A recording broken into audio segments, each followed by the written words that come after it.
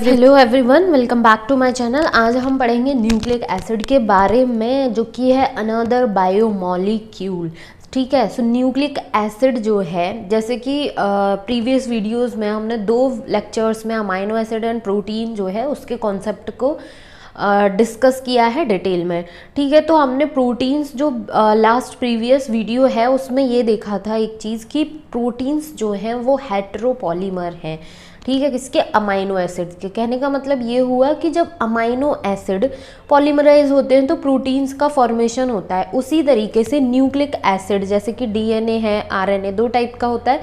तो nucleic acid जो है वो क्या है? ये भी पॉलीमर है। किसके? न्यूक्लियोटाइड्स के। ठीक है। सो न्यूक्लियोटाइड्स के पॉलीमर हैं कौन? न्यूक्लिक एसिड, जिसमें डीएनए एंड आरएनए 2 आते हैं न्यूक्लिक एसिड में। ठीक है। अब एक और बात आती है कि जो न्यूक्लिक एसिड है, अगर यदि उसको ये देखा जाए कि ये कौन से वाले फ्रैक्शन में मिलेगा हमें, तो न्यूक्लिक एसिड जो है वो एसिड इनसॉल्युबल जो पूल है वहाँ पर हमें मिलेगा। ठीक है। ये अच्छे से ध्यान रखना है, एसिड इनसॉल्युबल। ठीक है। एसिड इनसॉल्युबल पूल में मिलेगा। ठीक। ये हो गई बात न्यूक्लिक एसिड के प्रेजेंस की। न्यूक्लिक एसिड क्या है? ये पॉली न्यूक्लियोटाइड्स हैं या फिर पॉलीमर है। किसके? न्यूक्लियोटाइड के। अब न्यूक्लिक एसिड जो है वो 3 डिफरेंट कंपोनेंट से मिलकर बना हुआ होता है, जिनका केमिकल नेचर जो है वो डिफरेंट होता है। तो nucleic acid has 3 chemically distinct component. जो न्यूक्लिक एसिड है, चाहे हम डीएनए की बात करें या फिर हम आरएनए की बात कर रहे हैं, तो ये जो DNA and RNA nucleic acid को रिप्रेजेंट कर रहे हैं, ठीक है, तो ये किससे मिलकर बने हुए? 3 केमिकली डिफरेंट कंपोनेंट है, केमिकली डिफरेंट नेचर के कंपाउंड हैं, उससे मिलकर बने हैं। तो सबसे पहला कंपाउंड जो है उसको हम जानते हैं नाइट्रोजीनस बेस के नाम से। ठीक है। जो कि नाइट्रोजन कंटेनिंग कंपाउंड होता है, जो कि हेटेरासाइक्लिक कंपाउंड भी कहा जाता है। हेटेरासाइक्लिक कंपाउंड कहने का मतलब ये हो गया कि इनका स्ट्रक्चर जो है वो कुछ इस तरीके से साइक्लिक फॉर्म में प्रेजेंट होता है नाइट्रोजीनस बेस का, जो कि नाइट्रोजन कंटेनिंग कंपाउंड होते हैं। उसके बाद एक होता है, एक तो ये तो हो गया नाइट्रोजीनस बेस। ठीक है। उसके बाद आ जाता है शुगर मॉलिक्यूल। शुगर में पॉलीसैकेराइड होता है, मोनोसैकेराइड नहीं होता। शुगर भी 5 कार्बन कंपाउंड होता है। इसमें 2 टाइप के शुगर होते हैं, राइबोज शुगर या फिर डीऑक्सी राइबोज शुगर। अगर यदि डीएनए की, न्यूक्लिक एसिड में भी स्पेशली आरएनए की बात की जा रही है तो राइबोज शुगर होगा, और न्यूक्लिक एसिड में अगर यदि डीएनए की बात की जा रही है तो वो डीऑक्सी राइबोज शुगर होगा। सो इस तरीके से सेकंड कंपोनेंट क्या होता है? पॉलीसैकेराइड, जिसमें ribose in case of RNA and deoxy ribose sugar in case of DNA. ये हो गया सेकंड कंपोनेंट। उसके बाद थर्ड कंपोनेंट जो है वो क्या होता है? हमारा फॉस्फेट ग्रुप, जिसको हम PO4 नेगेटिव के नाम से जानते हैं, या फिर इसको हम फॉस्फोरिक एसिड भी बोलते हैं। ये थे 3 कंपाउंड जो कि जिनका नेचर जो है एक दूसरे से वेरी करता है केमिकली। ठीक है। जो कि फॉर्म करते हैं न्यूक्लिक एसिड को। अब ये जो कंपाउंड हैं, ठीक है, नाइट्रोजीनस बेस है, शुगर है, फॉस्फेट है, जब ये तीनों कंपाउंड मिल जाते हैं, ठीक है, यहाँ पर मैं शॉर्ट में लिखती हूँ कि नाइट्रोजीनस बेस है, ठीक है, प्लस शुगर मॉलिक्यूल है। अब शुगर कुछ भी है, राइबोज है या फिर डीऑक्सी राइबोज है। उसके बाद क्या है? फॉस्फेट है। जब ये तीनों मिल जाते हैं तो एक स्ट्रक्चर बनाते हैं जिसको हम जानते हैं न्यूक्लियोटाइड के नाम से। ठीक है। ये हो गया न्यूक्लियोटाइड का स्ट्रक्चर, जिसमें नाइट्रोजीनस बेस होगा, शुगर होगा, फॉस्फेट ग्रुप होगा। लेकिन एक और स्ट्रक्चर होता है जिसमें क्या होता है? सिर्फ और सिर्फ नाइट्रोजीनस बेस प्रेजेंट है प्लस शुगर मॉलिक्यूल है। ठीक है। कोई सा भी शुगर है। जब ये 2 मॉलिक्यूल, ये 2 कंपाउंड प्रेजेंट होते हैं, तब ये जिस स्ट्रक्चर को बनाते हैं उसको हम बोलते हैं न्यूक्लियोसाइड। सो न्यूक्लियोसाइड जो होते हैं उसमें क्या एब्सेंट है? फॉस्फेट ग्रुप एब्सेंट है। ठीक है। न्यूक्लियोसाइड एंड न्यूक्लियोटाइड का कॉन्सेप्ट जो है वो क्लियर रहना चाहिए कि न्यूक्लियोटाइड क्या होता है, न्यूक्लियोसाइड क्या होता है, क्योंकि इसी में बहुत सारे बच्चे कंफ्यूज रहते हैं। न्यूक्लियोसाइड कभी न्यूक्लियोटाइड, कॉन्सेप्ट क्लियर नहीं होता। कॉन्सेप्ट क्लियर होना चाहिए, तभी आगे का प्रोसेस जो है वो भी अच्छे से समझ में आएगा। नहीं तो डीएनए पढ़ लो, आरएनए पढ़ लो, प्रोटीन कुछ भी पढ़ लो, सब में कन्फ्यूज़न ही बना रहेगा कि न्यूक्लियोटाइड क्या था, न्यूक्लियोसाइड क्या था, फिर उसके लिए बहुत सारा टाइम वेस्ट करेंगे। तो सबसे सिंपल सा है, यहाँ पर देख लिया कि न्यूक्लियोटाइड क्या है, न्यूक्लियोसाइड क्या है। एक और चीज़ हम बोल सकते हैं कि न्यूक्लियोसाइड, ठीक है, न्यूक्लियोसाइड जो है, न्यूक्लियोसाइड मतलब कि sugar plus nitrogenous base, nucleoside plus phosphate, अगर ये इस तरीके से स्ट्रक्चर बना रहे हैं तब भी ये क्या फॉर्म करेंगे, ये फॉर्म करेगा न्यूक्लियोटाइड को, ठीक है। तो इस तरीके से भी हमने देख लिया, तीनों फॉर्म देख ली, ठीक। अब हम ये जो 3 डिफरेंट कंपोनेंट है इनको और डिटेल में पढ़ेंगे कि नाइट्रोजिनस बेस क्या होते हैं, इनके टाइप क्या है, ठीक है। हेट्रोसाइक्लिक कंपाउंड बोला गया तो इनका स्ट्रक्चर कैसा होता है। उसके बाद राइबोज शुगर में राइबोज का शुगर का स्ट्रक्चर कैसा है, डीऑक्सी राइबोज शुगर का स्ट्रक्चर कैसा है। फॉस्फेट ग्रुप में कुछ नहीं है, PO4 नेगेटिव इस फॉर्म में प्रेजेंट होता है, चाहे डीएनए की बात हो रही हो चाहे आरएनए की बात हो रही हो, ठीक है। तो सबसे पहला जो कंपोनेंट है नाइट्रोजिनस बेस, उसको हम डिटेल में देखते हैं। अब ये जो नाइट्रोजिनस बेस है, ठीक है, नाइट्रोजिनस बेस जो है ये 2 टाइप के हैं, प्यूरिन्स एंड पायरिमिडीन्स, ठीक। ये 2 टाइप इसके हैं, प्यूरिन एंड पायरिमिडीन। प्यूरिन जो है इसके अंदर हमारा जाता है एडेनिन एंड ग्वानिन, जिसको हम AG के नाम से जानते हैं। और प्यूरिन जो होते हैं ये क्या होते हैं, 2 रिंग स्ट्रक्चर होते हैं। यहाँ पर हम प्यूरिन जो है उसका स्ट्रक्चर देख सकते हैं कि 2 हेट्रोसाइक्लिक रिंग प्रेजेंट हैं, ठीक है। अब ये जो हेट्रोसाइक्लिक रिंग है इसमें, ठीक है, एक तो फर्स्ट नंबर जो है वहाँ पर नाइट्रोजन प्रेजेंट है, 3rd नंबर पर प्रेजेंट है, 7 नंबर पर नाइट्रोजन प्रेजेंट है एंड 9 नंबर पर नाइट्रोजन प्रेजेंट है इन केस ऑफ प्यूरिन। पायरिमिडीन की बात की जाए तो 1st नंबर पर नाइट्रोजन प्रेजेंट है, उसके बाद 3rd नंबर पर, ठीक है, सिर्फ 3rd नंबर पर नाइट्रोजन प्रेजेंट है। ये चीज़ ध्यान रखनी है कि पायरिमिडीन जो है उनमें 1st number and 3rd number पर नाइट्रोजन प्रेजेंट होता है, जबकि प्यूरिन्स जो है वो 2 रिंग कंपाउंड है, तो 1st 3, 7 एंड 9 जो नंबर है वहाँ पर नाइट्रोजन प्रेजेंट है। प्यूरिन जो है वो 2 रिंग कंपाउंड है, एक रिंग ये रही, दूसरी रिंग ये रही, ठीक है, जिसमें आ जाता है एडेनिन एंड ग्वानिन, जिनको हम शॉर्ट में A एंड G के नाम से जानते हैं। ये तो था नाइट्रोजिनस बेस में first type, that is purine, ठीक है। उसके बाद आता है सेकंड टाइप जिसको हम पायरिमिडीन बोलते हैं। पायरिमिडीन जो है सिंगल रिंग कंपाउंड है, जैसा कि यहाँ पर हम देख सकते हैं एक ही रिंग प्रेजेंट है इसके स्ट्रक्चर में, ठीक है। तो पायरिमिडीन जो है उसमें आता है हमारा cytosine, thymine and uracil. Uracil सिर्फ और सिर्फ आरएनए में प्रेजेंट होता है, डीएनए में नहीं पाया जाता, ठीक है। C means cytosine, T means thymine and uracil, जो कि आरएनए में प्रेजेंट होता है, डीएनए में नहीं पाया जाता। ये पॉइंट भी बहुत इंपॉर्टेंट है कि यूरेसिल जो है वो सिर्फ आरएनए में पाया जाता है, डीएनए में नहीं पाया जाता, क्योंकि इससे भी रिलेटेड क्वेश्चन पूछ लिया जाता है। साइटोसिन, सी से साइटोसिन रिप्रेजेंट होता है, थायमीन जो है उसमें टी से रिप्रेजेंट होता है। तो इस तरीके से फर्स्ट जो कंपोनेंट है न्यूक्लियोटाइड का, ठीक है, ये था नाइट्रोजिनस बेस के बारे में, जिसमें हमने प्यूरिन देखा। प्यूरिन भी 2 रिंग स्ट्रक्चर था जिसमें एडेनिन एंड ग्वानिन आ गए, ठीक है। उसके बाद पायरिमिडीन जो कि 1 रिंग स्ट्रक्चर होता है जिसमें cytosine, thymine, uracil in case of RNA. ये हो गया नाइट्रोजिनस बेस। अब इसके बाद हम देखते हैं सेकंड कंपोनेंट जो है, जो कि था शुगर, ठीक है। शुगर में राइबोज शुगर था एंड डीऑक्सी राइबोज शुगर था। कोई सा भी शुगर हो, ये क्या है, ये है 5 कार्बन कंपाउंड, 5 कार्बन शुगर है, ठीक है। 1 2 3 4 5 कार्बन प्रेजेंट होंगे। और इसका स्ट्रक्चर चाहे वो राइबोज शुगर हो या फिर डीऑक्सी राइबोज शुगर हो, इसमें दोनों में डिफरेंस क्या है, पूरा का पूरा स्ट्रक्चर सेम है, सिर्फ और सिर्फ डिफरेंस कहाँ है, 2 प्राइम पोजीशन मीन्स 2 नंबर वाला जो कार्बन है वहाँ पर OH ग्रुप प्रेजेंट है।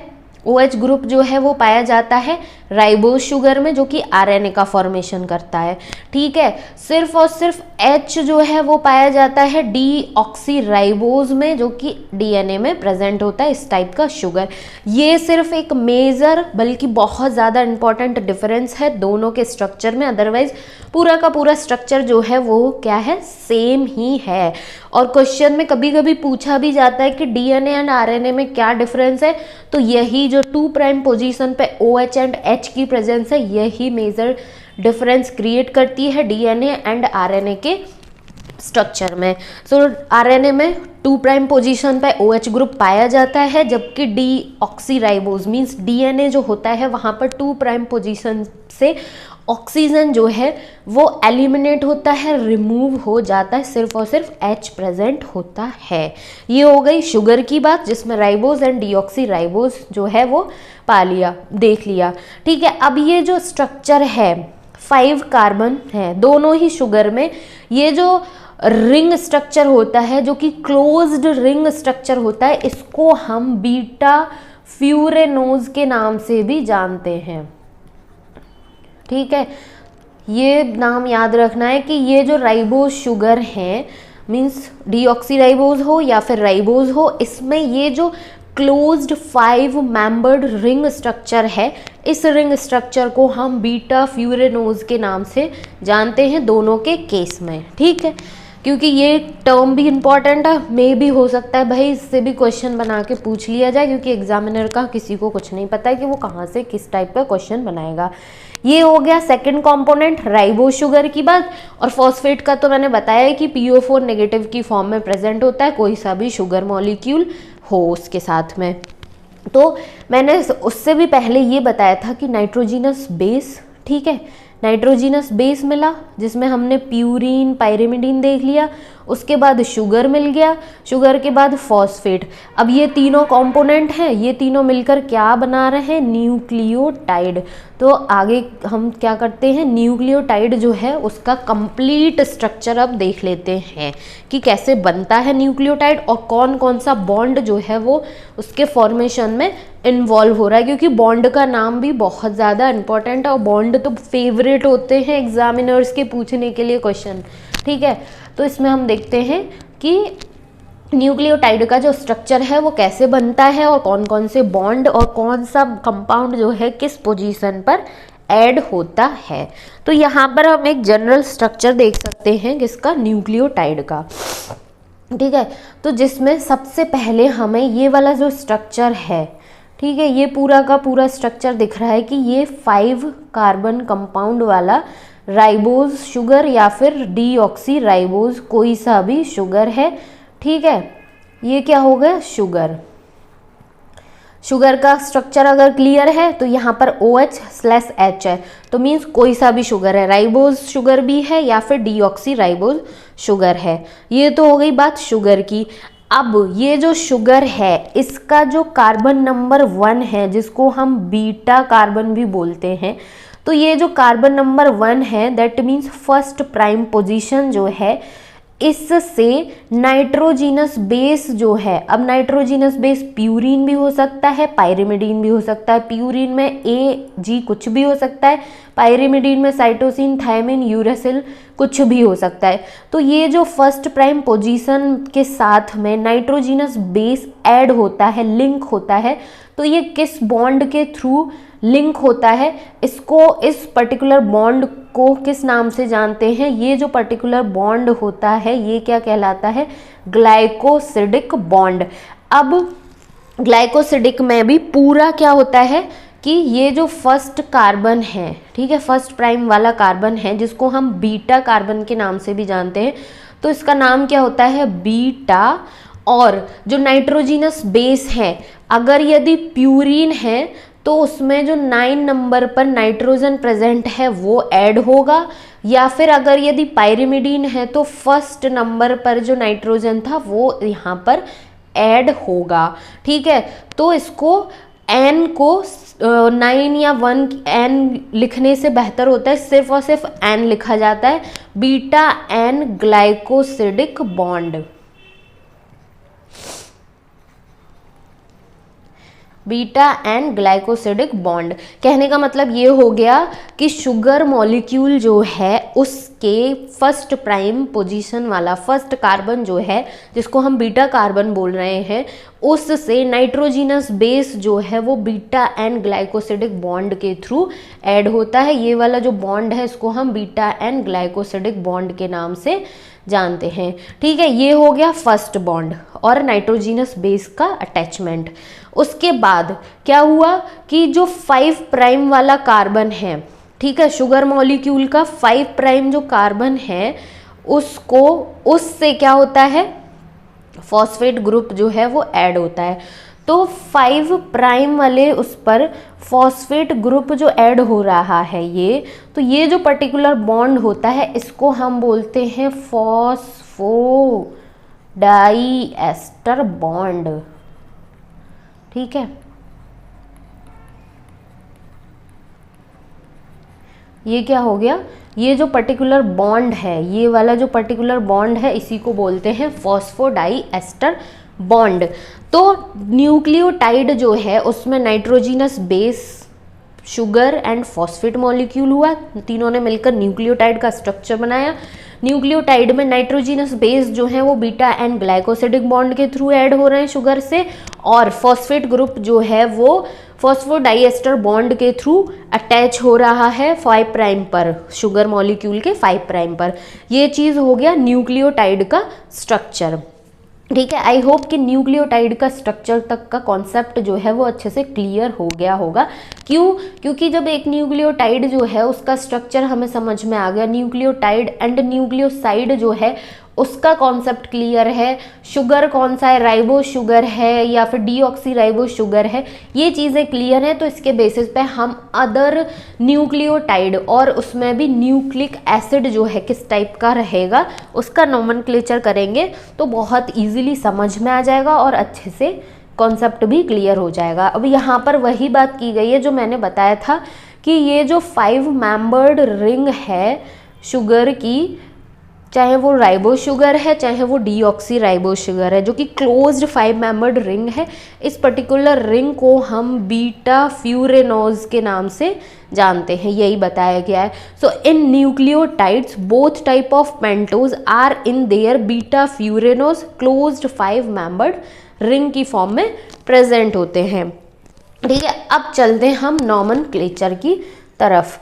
उसमें क्या है कि ये एक पर्टिकुलर स्लाइड दी गई है। ठीक है, इस पर्टिकुलर स्लाइड को देख के डरना नहीं है, बहुत ही सिंपल स्लाइड है। इसमें थोड़ा सा पहले मैं एक कॉन्सेप्ट क्लियर कर देती हूँ जिससे कि ये स्लाइड पढ़ने में बहुत ईजी होगी। ठीक, जैसा कि यहाँ पर हम देख सकते हैं कि जो हमारा फर्स्ट कॉलम है वहाँ पर हमें दे रखा है नाइट्रोजिनस बेस। ठीक है, अब जब नाइट्रोजिनस बेस है उसके साथ शुगर मॉलिक्यूल ऐड होगा तो ये क्या बनाएगा, न्यूक्लियोसाइड बनाएगा कि नहीं बनाएगा? बिल्कुल बनाएगा भाई, क्योंकि फॉस्फेट ग्रुप नहीं है तो न्यूक्लियोसाइड बनाया। अब ये जो न्यूक्लियोसाइड है इसके साथ जब फॉस्फेट ग्रुप अटैच हो जाएगा तो ये क्या बनाएगा स्ट्रक्चर, न्यूक्लियोटाइड।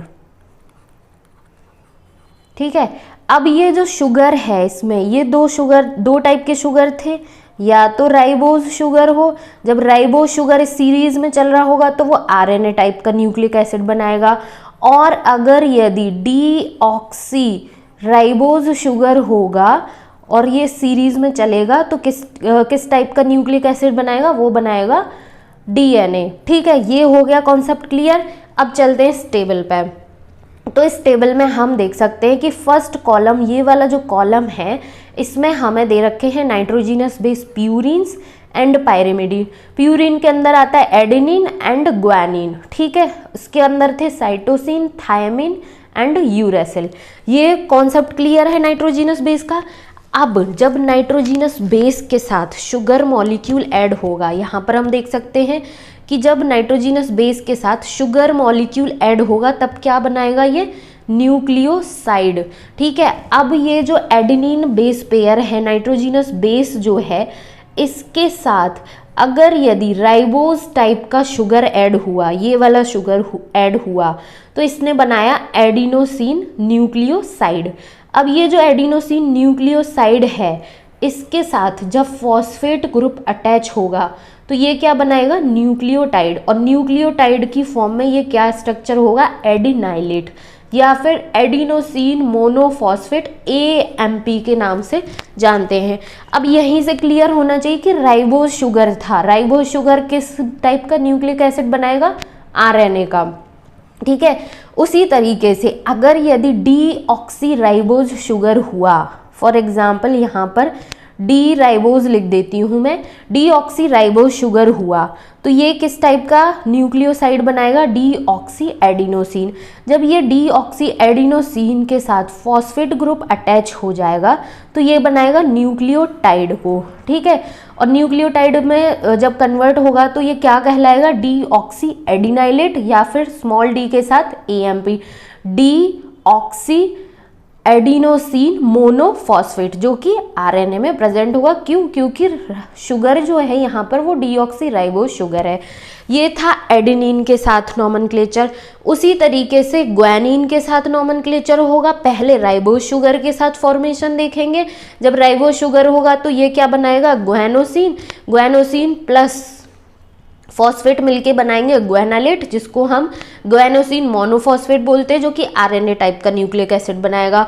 और अगर यदि ग्वानिन जो है उसके साथ डीऑक्सीराइबो न्यूक्लिक एसिड होगा, डीऑक्सीराइबो शुगर होगा, तो ये क्या बनाएगा, डीऑक्सी ग्वानोसिन, और इसी के साथ जब फॉस्फेट ग्रुप ऐड हो जाएगा तो ये बनाएगा डीऑक्सी ग्वानालेट, या फिर इसको स्मॉल डी लगा के हम बोलते हैं डीऑक्सी ग्वानोसिन मोनोफॉस्फेट, जो कि RNA टाइप का न्यूक्लिक एसिड बनाएगा। ये थी फर्स्ट नाइट्रोजिनस बेस के साथ में नॉमेनक्लेचर की बात। अब आता है सेकेंड टाइप, जिसमें हम पढ़ते हैं सेकेंड टाइप क्या है नाइट्रोजिनस बेस का, पायरिमिडीन, जिसमें साइटोसिन, थायमिन, यूरेसिल आते हैं। साइटोसिन में भी सेम कॉन्सेप्ट अप्लाई करना है। एक बार राइबोज शुगर के साथ नॉमेनक्लेचर करना है। जब राइबोज शुगर होगा तो ये साइटिडीन बनाएगा। साइटिडीन जब फॉस्फेट के साथ ऐड होगा तो साइटिडाइलेट बनाएगा, जिसको हम क्या कहते हैं, साइटोसिन मोनोफॉस्फेट के नाम से जानते हैं। और अगर यदि डीऑक्सीराइबोज शुगर हुआ तो ये डीऑक्सी साइटिडाइन बनाएगा, प्लस फॉस्फेट करने पर ये डीऑक्सी साइटिडाइलेट या फिर डीऑक्सी साइटोसिन मोनोफॉस्फेट, जो कि डीएनए टाइप का न्यूक्लिक एसिड बनाएगा। उसी तरीके से थायमिन में राइबोज शुगर के साथ नॉमेनक्लेचर पर थायमिडीन होगा।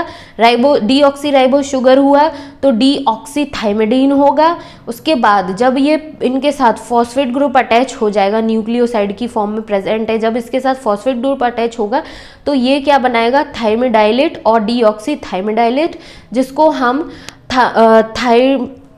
थायमिन मोनोफॉस्फेट या फिर डीऑक्सी थायमिन मोनोफॉस्फेट के नाम से जानेंगे। यूरेसिल जो है वो सिर्फ और सिर्फ राइबोज शुगर के साथ ही क्या बनाएगा, स्ट्रक्चर बनाएगा। क्यों, क्योंकि यूरेसिल जो है वो सिर्फ और सिर्फ RNA में ही प्रेजेंट होता है। सो RNA टाइप का न्यूक्लिक एसिड जो है वो बनाएगा, DNA टाइप का नहीं बनाएगा, क्योंकि यूरेसिल जो है वो DNA में नहीं पाया जाता है। तो जब यूरेसिल राइबोज शुगर के साथ अटैच होगा तो ये बनाएगा यूरिडिन न्यूक्लियोसाइड। जब ये यूरिडिन न्यूक्लियोसाइड के साथ फॉस्फेट ग्रुप अटैच हुआ तो इसने बनाया यूरिडाइलेट, ठीक है, जिसको हम यूरिडिन 5 मोनोफॉस्फेट के नाम से जानते हैं, जो कि RNA टाइप का न्यूक्लिक एसिड बनाएगा। आई होप कि न्यूक्लियोटाइड से किस तरीके से न्यूक्लिक एसिड जो है, न्यूक्लियोटाइड एंड न्यूक्लिक एसिड का नॉमेनक्लेचर होता है, कि कैसे AMP, GMP और CMP, TMP, UMP जो हैं वो स्पेशली बनते हैं। यहाँ पर ये एक स्लाइड दी हुई है जिसमें मैंने अच्छे से शॉर्ट में लिखा है कि अगर यदि नाइट्रोजिनस बेस जो है वो एडेनिन है, उसके साथ राइबोज शुगर हुआ तो वो एडिनोसिन टाइप का न्यूक्लियोसाइड बनाएगा। फिर उसके साथ जब फॉस्फेट ग्रुप अटैच हो जाएगा तो ये एडिनाइलेट या फिर AMP टाइप का न्यूक्लियोटाइड बनाएगा, और ये किस तरीके के न्यूक्लिक एसिड को रिप्रेजेंट करेगा, RNA को। सो जो हमने अभी टेबल के फॉर्म में देखा है वही यहाँ पर मैंने खुद से कोशिश करी है थोड़ा शॉर्ट में लिखने की, जिससे कि आप भी अपने हैंड रिटन नोट्स में इस तरीके से बना पाएँ, और जब एग्ज़ाम का टाइम हो तो इसको देखें, जल्दी से कॉन्सेप्ट क्लियर हो जाए और टाइम भी हमारा सेव हो जाए। ये तो था सिर्फ और सिर्फ अभी बेसिक न्यूक्लिक एसिड का, क्योंकि न्यूक्लिक एसिड क्या है, पॉलीमर है न्यूक्लियोटाइड के। अब न्यूक्लियोटाइड जो बने हैं जैसे कि AMP टाइप का या फिर GMP टाइप का, CMP टाइप का, तो ये सारे के सारे AMP, GMP, CMP, TMP, UMP ये सब के सब क्या है, न्यूक्लियोटाइड हैं। सो डिफरेंट न्यूक्लियोटाइड हैं, ठीक है। अब ये जो डिफरेंट न्यूक्लियोटाइड हैं यही पॉलीमराइज होकर तो न्यूक्लिक एसिड बना रहे हैं। न्यूक्लिक एसिड में DNA और RNA को जो हम पढ़ते हैं, ठीक है। तो DNA जो है उसको हम इस वीडियो में डिटेल में डिस्कस करेंगे। उसके बाद नेक्स्ट वीडियो जो होगा उसमें हम RNA को अलग से डिटेल में डिस्कशन करेंगे। तो मूव करते हैं हम DNA की तरफ, ठीक है।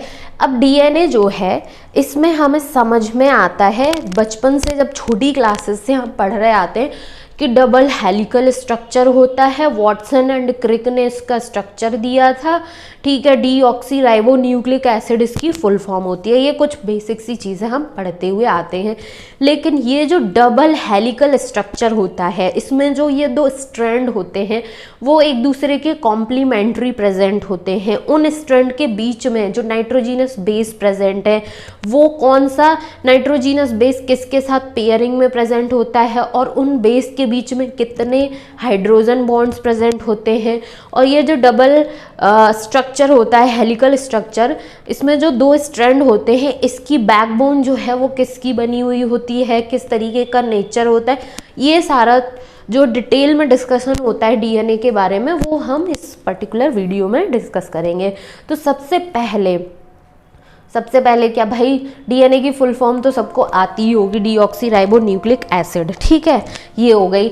अब क्वेश्चन जो आता है वो इस पर्टिकुलर पॉइंट से भी पूछा जाता है कि जो डबल हेलिकल स्ट्रक्चर है DNA का, इस तरीके का, यहाँ पर मैं अगर ड्रॉ करूँ तो इस तरीके का, ये जो डबल हेलिकल स्ट्रक्चर है DNA का, ये किस साइंटिस्ट ने दिया था, तो दो साइंटिस्ट थे, वॉटसन एंड क्रिक, जिन्होंने 1953 में डबल हेलिकल स्ट्रक्चर जो है DNA का उसके बारे में बताया था।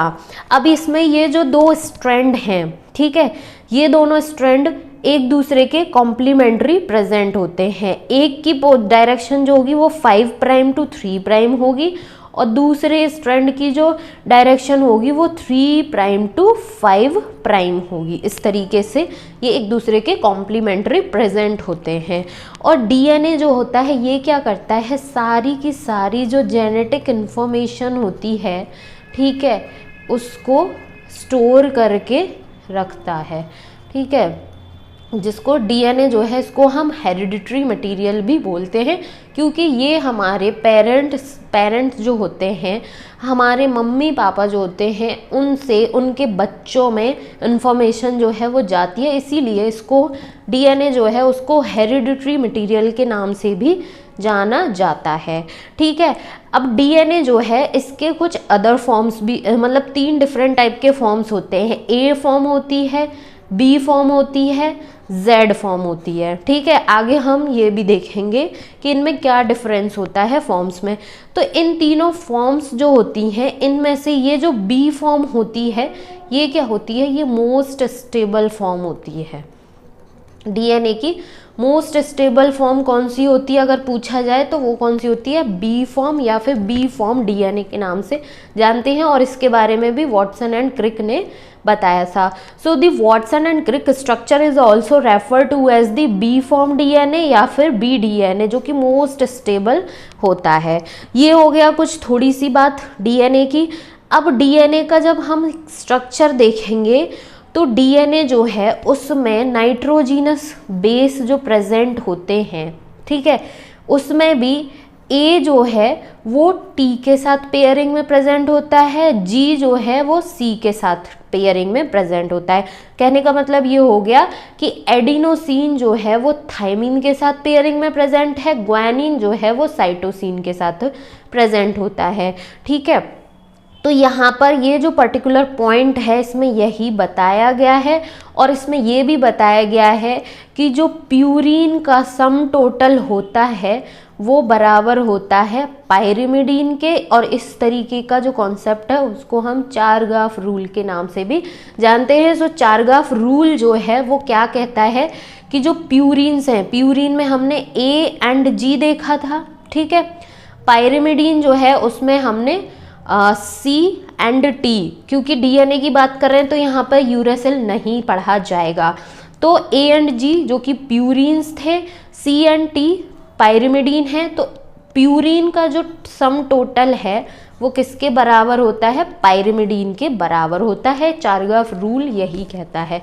सो in DNA the number of adenosine, A का जो नंबर है वो किसके बराबर होता है, नंबर ऑफ थायमीन के। अब ये जो रिलेशनशिप है ये किस चीज़ को फॉलो करता है, for this relationship it follow that the sum of the purine, ठीक है, जो प्यूरिन है ए प्लस जी, ये जो प्यूरिन है इसका सम टोटल जो है वो किसके बराबर होता है, equal to the sum of the pyrimidine, ठीक है, सी प्लस टी के बराबर होता है। और इसी कॉन्सेप्ट को हम चारगाफ रूल के नाम से भी जानते हैं। सो अगर यदि क्वेश्चन में चारगाफ रूल से रिलेटेड क्वेश्चन दे दिया जाता है तो उसमें क्या होता है कि प्यूरिन का जो सम टोटल है वो पायरिमिडीन के बराबर होता है, ठीक। अब आती है स्ट्रक्चर की बात, डीएनए के स्ट्रक्चर की बात। तो ये वाली जो स्लाइड है इस पर हम बाद में आएंगे, इससे पहले हम इस वाली स्लाइड पर चलते हैं। ये क्या है, ये है हमारा डीएनए का स्ट्रक्चर। एक स्ट्रैंड ये है इसका 5 प्राइम से 3 प्राइम, ठीक है, और ये क्या है, दूसरा स्ट्रैंड है जिसकी डायरेक्शन है 3 प्राइम टू 5 प्राइम, जो कि एक दूसरे के कॉम्प्लीमेंट्री हैं। इस तरीके से डीएनए का स्ट्रक्चर होता है। ये जो ब्लू कलर से हमें दिख रही है, ठीक है, ये क्या है, डीएनए की बैकबोन है। इसको हम जानते हैं डीएनए बैकबोन के नाम से। अब ये जो डीएनए की बैकबोन है ये किसकी बनी हुई होती है, शुगर प्लस फॉस्फेट ग्रुप की, ठीक है। ये हो गई बैकबोन की बात। अंदर में ये जो लेडर लाइक स्ट्रक्चर है, स्टेयर्स जैसा स्ट्रक्चर जो हमें दिख रहा है येलो कलर से, ये जो पर्टिकुलर स्ट्रक्चर है ये क्या है, ये है नाइट्रोजीनस बेस, ठीक है, नाइट्रोजीनस बेस, जिसमें प्यूरिन अगर हुआ तो AG है, ठीक है, पायरिमिडीन है तो इसमें CT है, ठीक है, यू नहीं है, क्यों, क्योंकि डीएनए की बात हो रही है भाई, ठीक है। तो ये जो स्ट्रक्चर है ये क्या है, नाइट्रोजीनस बेस। सो बैकबोन जो है जो कि शुगर एंड फॉस्फेट की बनी हुई होती है, ठीक है, इसका ये जो बैकबोन है इसका नेचर कैसा होता है, हाइड्रोफिलिक नेचर की होती है। ये hydrophilic means water loving, water loving कहने का हाइड्रोफिलिक हो गया, मतलब वाटर लविंग, मतलब कि जो सराउंडिंग, इसके सराउंडिंग में वाटर कंटेंट है उसकी तरफ ये फेस करती है। लेकिन जो नाइट्रोजीनस बेस हैं उनका नेचर कैसा होता है भाई, इनका नेचर होता है हाइड्रोफोबिक, वाटर हेटर की तरह, जैसे कि ठंड के टाइम में जिसका मन ना करे नहाने का और उसको पानी देखकर ठंड लगे और क्या कहते हैं कपकपी छूटे और पानी से नफरत हो, उस तरीके का नेचर होता है किसका, हाइड्रोफोबिक नेचर किसका होता है भाई, नाइट्रोजीनस बेस का, ठीक है। तो ये चीज़ याद रखनी है कि नाइट्रोजीनस बेस जो है उनका नेचर कैसा होता है, हाइड्रोफोबिक नेचर के होते हैं, और जो बैकबोन होती है डीएनए की वो कैसी होती है, हाइड्रोफिलिक नेचर की। ये तो हो गई बात नाइट्रोजीनस बेस एंड उसके बैकबोन की। अब बात आती है कि ये जब डीएनए का स्ट्रक्चर इस तरीके से बनता है, ठीक है, ये जो स्ट्रक्चर बन रहा है ये, तो इसमें क्या है, दो तरीके के ग्रुप्स जो हैं वो बनते हैं। ये जो थोड़ा छोटा सा टाइप का ग्रुप बनता है इस तरीके से, यहाँ पर हम देख सकते हैं कि ये जो स्ट्रक्चर है, ये वाला पर्टिकुलर स्ट्रक्चर, ये क्या है, ये कहलाता है माइनर ग्रूव, ठीक है, छोटा वाला। और जो ये बड़ा वाला ग्रूव बनता है, ठीक है, इसको बोलते हैं हम मेजर ग्रूव। ठीक है, तो डीएनए का जो डबल हेलिकल स्ट्रक्चर है, इसमें माइनर ग्रूव भी देखने को मिलता है और मेजर ग्रूव भी देखने को मिलता है। ये हुआ एक पॉइंट। अब बात आती है कि इसमें ये जो डीएनए है, इसकी जो ये विड्थ होती है, ये कितनी होती है? ये होती है 20 एंगस्ट्रॉम, या फिर इसको हम बोल सकते हैं 2 नैनोमीटर। ये इसकी जो चौड़ाई है वो 20 एंगस्ट्रॉम 2 नैनोमीटर की होती है। इसमें ये जो नाइट्रोजीनस बेस इस तरीके से प्रेजेंट हैं, तो ये जो नाइट्रोजीनस बेस हैं, तो इसके बीच की ये वाली जो डिस्टेंस होती है, ये कितनी होती है? ये होती है, ये जो पर्टिकुलर डिस्टेंस है, ये कितनी है? ये है 3.4 एंगस्ट्रॉम, या फिर इसको हम बोल सकते हैं 0.34 नैनोमीटर। ठीक है, तो दो नाइट्रोजीनस बेस की जो डिस्टेंस है वो कितनी है? 3.4 एंगस्ट्रॉम। डीएनए के जो दो स्ट्रैंड हैं उनके बीच की जो विड्थ है वो कितनी है? 20 एंगस्ट्रॉम।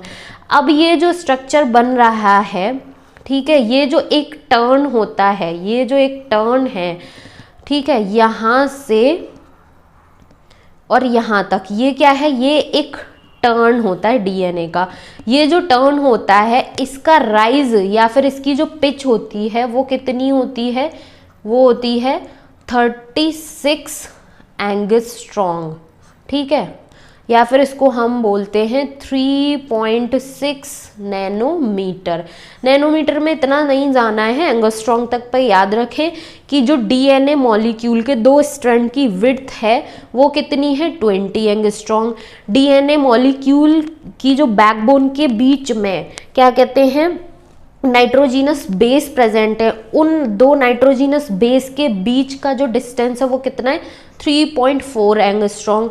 उसके बाद जो डीएनए का एक टर्न होता है, 360 डिग्री का जो टर्न होता है, जिसको हम राइज या फिर पिच बोलते हैं, वो क्या होता है? वो कितना होता है? वो होता है 36, या फिर कहीं कहीं पे आपको 34 एंगस्ट्रॉम भी देखने को मिल सकता है। सो ये कितना होता है? 36 एंगस्ट्रॉम होता है एक राइज, एक पिच डीएनए का। ठीक है, ये हो गई बात इसकी। उसके बाद ये जो एक स्पाइरल होता है, ये जो एक टर्न है पूरा, इसमें कितने बेस प्रेजेंट होते हैं? कितने नाइट्रोजीनस बेस प्रेजेंट है? सो 1 टर्न, या फिर इसको हम बोल सकते हैं स्पाइरल। ठीक है, इसमें 10 बेस पेयर प्रेजेंट होते हैं। 10 बेस पेयर जो हैं वो प्रेजेंट होते हैं। और सिर्फ बेस की बात की जाए, 10 बेस पेयर हैं। कहने का मतलब यह हो गया कि जैसे कि ए, टी, जी, सी, इस तरीके से एक बेस पेयर ये हो गया, दूसरा बेस पेयर ये हो गया। बेस जब पेयर में प्रेजेंट है तो 10 हैं, और जब एक सिंगल बेस की बात की जाएगी तो ये कितने होंगे? 20 बेस। ठीक है, इस तरीके से, क्योंकि एक बेस पेयर जो है, एक बेस पेयर में कितने बेस हैं? 2 बेस हैं। तो 10 बेस पेयर में कितने हुए भाई? 20 बेस ही तो हुए। ठीक है, ये हो गया, ये थी। और माइनर एंड मेजर ग्रुप जो है उसकी बात अच्छे से ध्यान रखनी है। ये था डीएनए का स्ट्रक्चर। अब जो लास्ट स्लाइड हमने छोड़ी थी, इसमें देखते हैं कि जो एक कंप्लीट टर्न जो होता है डीएनए का, या स्पाइरल जो होता है, वो प्रीवियस स्ट्रक्चर से समझ में आ गया होगा। यहाँ पर भी हम देख सकते हैं कि ये क्या है, इस तरीके से एक कंप्लीट टर्न होता है 360 डिग्री का। ठीक है, जिसका जो पिच राइज होती है वो क्या होती है? 34, या फिर कहीं कहीं पे 36 भी लिखा होता है, तो एंगस्ट्रॉम होती है। इसमें कितने बेस पेयर प्रेजेंट होते हैं? 10 बेस पेयर प्रेजेंट होते हैं। और सिर्फ बेस की बात की जाए तो 20 बेस प्रेजेंट होते हैं। ठीक है, ये था स्ट्रक्चर डीएनए का।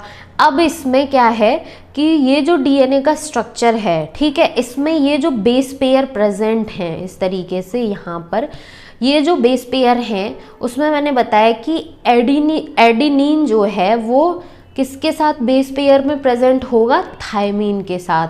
ठीक है, और ग्वानिन जो है वो किसके साथ प्रेजेंट होगा, साइटोसिन के साथ। और ये जो बेस पेयर प्रेजेंट होते हैं, ठीक है, इनके बीच में जो बॉन्ड होता है वो किस टाइप का बॉन्ड होता है, ये होता है हाइड्रोजन बॉन्ड, ठीक है। हाइड्रोजन बॉन्ड के थ्रू एक दूसरे के साथ पेयरिंग में प्रेजेंट होते हैं।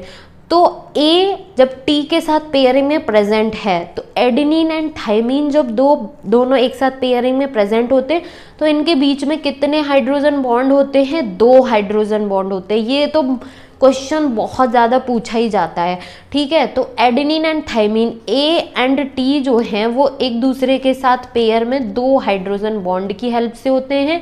ग्वानिन एंड साइटोसिन जो हैं वो 3 हाइड्रोजन बॉन्ड की हेल्प से पेयरिंग में प्रेजेंट होते हैं, ठीक है। ये हो गया इनके बीच में क्या कहते हैं, बॉन्ड की बात की कौन सा बॉन्ड प्रेजेंट है। अब जैसा कि हम जानते हैं जो डीएनए की बैकबोन है वो फॉस्फेट ग्रुप प्लस शुगर की बनी हुई है, तो यहाँ पर फॉस्फेट ग्रुप जो है, फॉस्फोडाइएस्टर बॉन्ड जो है उसका देखने को मिलता है। ये जो स्ट्रक्चर है, पर्टिकुलर स्ट्रक्चर, ये रिप्रेजेंट कर रहा है, ये एक स्ट्रैंड जो है डीएनए का उसको रिप्रेजेंट कर रहा है, जिसकी डायरेक्शन है 5 प्राइम टू 3 प्राइम। और ये वाला जो है ये दूसरा स्ट्रैंड को रिप्रेजेंट कर रहा है। जैसे कि यहाँ पर मैं ड्रॉ करूँ तो ये पहला स्ट्रैंड है जिसकी डायरेक्शन है 5 प्राइम टू 3 प्राइम, और ये दूसरा स्ट्रैंड है जिसकी डायरेक्शन है 3 प्राइम टू 5 प्राइम। अब ये 3 प्राइम टू 5 प्राइम क्यों है, जो फर्स्ट स्ट्रैंड है ये क्या है, ये है फॉस्फेट। तो 5 प्राइम पर जो फॉस्फेट ग्रुप प्रेजेंट है वो इसमें फ्री है, ठीक है। और क्या कहते हैं, दूसरे स्ट्रैंड में जो 3 प्राइम पर क्या कहते हैं, 3 प्राइम से शुगर, राइबो शुगर जो अटैच हो रहा है वो फ्री होता है। सो इस बेसिस पर 3 prime to 5 prime and 5 prime to 3 prime इसकी डायरेक्शन जो है वो होती है, जिसको एक दूसरे के कॉम्प्लीमेंट्री बोला जाता है। ये था डीएनए का स्ट्रक्चर, डीएनए के अंदर की इंफॉर्मेशन सारी की सारी। आई होप कि ये सब चीज़ें क्लियर हुई होंगी। अगर यदि डीएनए को लेकर कोई कंफ्यूजन रहता है तो उसके लिए कमेंट सेक्शन में क्या करना है, कमेंट करना है। अब जैसा कि मैंने बताया था कि डीएनए जो है वो 3 फॉर्म में प्रेजेंट होता है, A form, B form and Z form, ठीक है। इन तीनों फॉर्म में क्या डिफरेंस होता है, जैसे कि बी फॉर्म जो है मोस्ट स्टेबल बताई, और ये कैसी होती है, राइट हैंडेड होती है, ठीक है। अदर फॉर्म्स जो हैं वो किस तरीके की होती हैं, कितने बेस पेयर्स प्रेजेंट होते हैं पर टर्न, ये सब चीज़ें हैं जो कि वेरी कराती हैं एक दूसरे से। तो ये जो फर्स्ट है, इसमें ये कॉलम जो दिया हुआ है जिसमें फर्स्ट में ए डीएनए के बारे में बताया गया है, सेकंड कॉलम में बी डीएनए एंड थर्ड में जेड डीएनए जो है उसके बारे में बताया गया है। तो यहाँ पर सबसे पहले हम कुछ प्रॉपर्टीज़ हैं उनके बारे में देखते हैं, जैसे कि हेलिकल सेंस। हेलिकल सेंस कहने का मतलब ये हो गया कि राइट हैंडेड है, लेफ्ट हैंडेड है, कौन सा है। तो ए और बी जो फॉर्म होती है ये दोनों कैसी हैं, ये हैं राइट हैंडेड। जेड फॉर्म जो है वो कैसी होती है, वो होती है लेफ्ट हैंडेड। उसके बाद डायमीटर, डायमीटर मतलब कहने का मतलब ये हो गया कि ये जो 2 स्ट्रैंड हैं इनके बीच का जो विड्थ था, ठीक है, उसके बारे में बात की गई है। तो जो ए डीएनए की फॉर्म होती है इसका विड्थ जो है वो कुछ इस तरीके का होगा कि ये ज़्यादा होगा, ठीक है, जिसको 26 एंगस्ट्रॉम का होता है अप्रॉक्स। जैसा कि बी डीएनए के बारे में हम पढ़ चुके हैं, उसमें 20 एंगस्ट्रॉम हमने देखा था, और जेड डीएनए जो होता है उसमें अप्रॉक्स 18 एंगस्ट्रॉम का विड्थ होता है। उसके बाद बेस पेयर पर हेलिकल टर्न, ये जो एक इस तरीके से पूरा टर्न देखा था जिसमें मैंने बताया था कि ये जो एक टर्न होता है, एक राइज होता है, इसमें 10 बेस पेयर प्रेजेंट होते हैं, ठीक है, 10 प्रेजेंट होते हैं या फिर 10.5, ठीक है। ये था बी फॉर्म की बात हम कर रहे थे, लेकिन ए फॉर्म में कितने होते हैं, 11 बेस पेयर, और जो जेड फॉर्म होती है इसमें क्या होते हैं, सबसे ज़्यादा होते हैं 12 बेस पेयर। ये था हेलिक्स राइज पर बेस पेयर। अब ये जो हेलिक्स का राइज था, ठीक है, वो पर बेस पेयर कितना है, ए फॉर्म में 2.6 एंगस्ट्रॉम का होता है, ठीक है, बी फॉर्म जो है उसमें 3.4 एंगस्ट्रॉम का होता है, जेड फॉर्म जो है उसमें क्या होता है 3.7 एंगस्ट्रॉम का हेलिक्स राइज पर बेस पेयर होता है। ये चीज़ थी जो कि डिफरेंस क्रिएट करती है तीनों फॉर्म्स में। सबसे ज़्यादा इंपॉर्टेंट बात इसमें क्या है कि ए और बी जो है वो राइट हैंडेड होते हैं, जबकि जेड जो है वो क्या होता है, लेफ्ट हैंडेड होता है। इसके विड्थ, इसमें बेस पेयर जो प्रेजेंट है वो हेलिक्स पर राइज बेस पेयर क्या है, ये चीज़ ध्यान में रखनी है, क्योंकि भाई क्वेश्चन तो किसी भी पॉइंट को उठाकर पूछा जा सकता है। अगर यदि इनके स्ट्रक्चर की बात की जाए तो ये जो पर्टिकुलर फर्स्ट वाला स्ट्रक्चर है ये ए फॉर्म को रिप्रेजेंट कर रहा है, ठीक है। ये क्या है, ये बी फॉर्म को रिप्रेजेंट कर रहा है, और ये क्या है, ये जेड फॉर्म को रिप्रेजेंट कर रहा है। स्ट्रक्चर इस तरीके से होता है। तो स्ट्रक्चर पर इतना ज़्यादा फोकस नहीं करना है, क्योंकि जो बी फॉर्म है उसी को हम पढ़ते हैं और वो हमने पढ़ लिया है। ए एंड जेड जो है इसमें राइट हैंडेड, लेफ्ट हैंडेड और विड्थ क्या है, ये चीज़ें ध्यान में रखना क्या, पढ़नी है, क्योंकि मे भी हो सकता है क्वेश्चन पूछ लिया जाए। स्ट्रक्चर से क्वेश्चन नहीं पूछा जाएगा, एग्जाम में पूछा जाएगा तो ये जो प्रीवियस टेबल है इससे किसी भी पॉइंट से रिलेटेड क्वेश्चन पूछ लिया जाएगा। सो इस तरीके से होता है न्यूक्लिक एसिड का इंट्रोडक्शन के साथ साथ में एक टाइप कंप्लीट, जिसको हम डीएनए के नाम से पढ़ रहे हैं। उसके बाद बचता है आरएनए, जो कि हम नेक्स्ट वीडियो में पढ़ेंगे। तब तक के लिए अभी जितने लेक्चर्स हो चुके हैं वो पढ़ें, और भी बहुत सारा चीज़ें होती है वो सब पढ़ें, कंटिन्यू बेसिस पर स्टडी करें, अपनी हेल्थ का ध्यान रखें और चैनल को ज़रूर से सब्सक्राइब करें। Thank you so much for watching.